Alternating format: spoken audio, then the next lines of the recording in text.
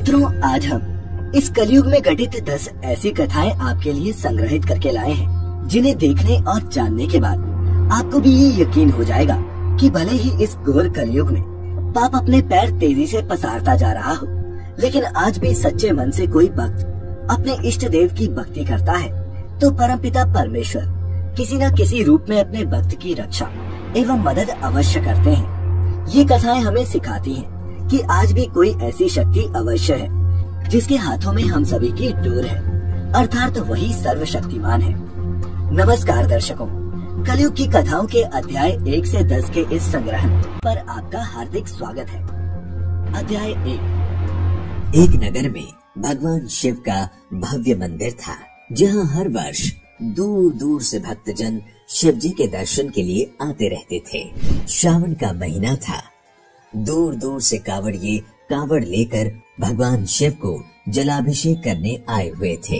मंदिर का परिसर भक्तों की भीड़ से भरा हुआ था।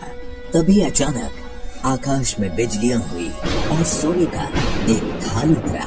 उसी के साथ एक भविष्यवाणी हुई कि जो कोई भगवान शंकर का सच्चा भक्त और प्रेमी होगा, उसी को ये थाल मिलेगा। मंदिर के परिसर में उपस्थित सभी लोगों ने ये भविष्यवाणी सुनी। धीरे धीरे सभी इकट्ठे हो गए। जो लोग मंदिर की व्यवस्था देखते थे, उन्हें तो पूरा विश्वास था कि ये थाल हमें ही मिलेगा। इसीलिए वे सबसे आगे जाकर खड़े हो गए।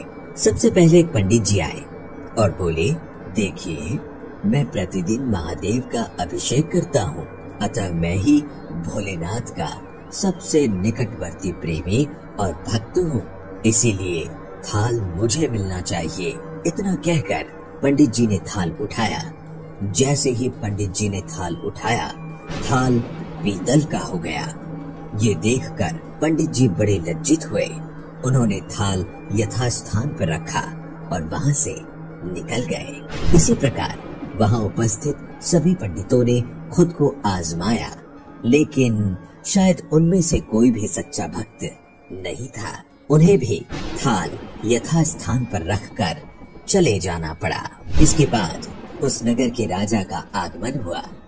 जब राजा आगे आए और बोले, मैंने महादेव के मंदिर में बड़ी भारी दान दक्षिणा दी है, इसीलिए ये थाल मुझे मिलना चाहिए। इतना कहकर राजा साहब आगे बढ़े और थाल उठाया। जैसे ही राजा ने थाल उठाया, थाल तांबे का हो गया। ये देखकर महाराज भी लज्जित हुए और थाल यथास्थान पर रखकर एक तरफ खड़े हो गए। इसके बाद इसी तरह एक से बढ़कर एक दानी, महात्मा और भक्त पधारे और थाल उठाया, लेकिन किसी के हाथ में कुछ तो किसी के हाथ में कुछ हो गया, लेकिन सोने का नहीं रहा। तब लोगों को पता चला कि हम में से कोई भी महादेव का सच्चा भक्त नहीं है। उसी समय एक किसान का आगमन हुआ। वो बेचारा महीनों बाद आज चातुर्मास के सोमवार के शुभ अवसर पर शिव जी के दर्शन करने आया था। गरीबी और गृहस्थी के बोझ तले दबा दिन रात खेतों में मेहनत मजदूरी करके अपना और अपने परिवार का गुजारा करता था। अभी रास्ते में ही आ ही रहा था कि कोई भिखारी मिल गया और कुछ खाने को मांगने लगा। इस किसान को दया आ गई। अपने खाने के लिए जो खाना लाया था, वो उसने उस भिखारी को दे दिया। थाल के बारे में इसने भी सुना था, लेकिन इसने उस और कोई ध्यान नहीं दिया। सीधा मंदिर गया और महादेव का पूजन करके बाहर आ गया। परिक्रमा करके जब वो जाने लगा, तभी पीछे से एक व्यक्ति बोला, भाई, तुम भी थाल उठाकर देख लो, हो सकता है तुम ही वो सच्चे भक्त हो जिसके लिए ये थाल आया है। किसान को लगा वो व्यक्ति उसका मजाक बना रहा है। किसान ने हंसते हुए कहा, भाई, मैं तो कभी कोई पूजा पाठ भी नहीं करता, महीनों में एक आध बार मंदिर आ पाता हूँ, मैं काय का सच्चा भक्त। वो अजनबी बोला, भाई, हम तो देख चुके हैं, हमारी भक्ति तो 2 कौड़ी की भी नहीं है। अब तुम भी अपना हाथ लगाकर देख लो। सोने का थाल मिले ना मिले, किंतु पता तो चल जाएगा कि तुम्हारी भक्ति में कितनी सच्चाई है। लोगों के बहुत आग्रह करने पर आखिर उस भोले भाले किसान ने जाकर थाल उठा ही लिया जैसे ही उसने थाल उठाया, लोगों के आश्चर्य का ठिकाना नहीं रहा। सोने का थाल रोशनी से चमचमाने लगा। ये देख सब लोग में खुशियों की लहर दौड़ गई। सभी लोग उसके जयकारे लगाने लगे और पूछने लगे कि भाई तुम ही सच्चे भक्त हो, अब हमें भी बता दो कि कैसी भक्ति करते हो जिससे महादेव तुमसे इतने प्रसन्न है। तो किसान ने बोला, भाई मैं कोई भक्ति नहीं करता, मैं केवल दिन भर खेतों में काम करता हूँ और थोड़ा समय निकालकर जरूरतमंद लोगों की मदद करता हूँ।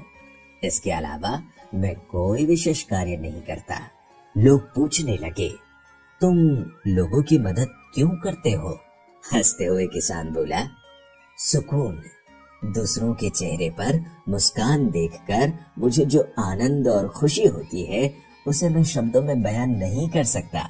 शायद यही कारण है कि महादेव मुझसे खुश हैं। इसीलिए मित्रों, हमेशा याद रखें, सत्कर्म का आरंभ भी आनंद से होता है और अंत भी आनंददायक होता है। दुष्कर्म का आरंभ भी दुख से होता है और अंत भी दुखदायक होता है।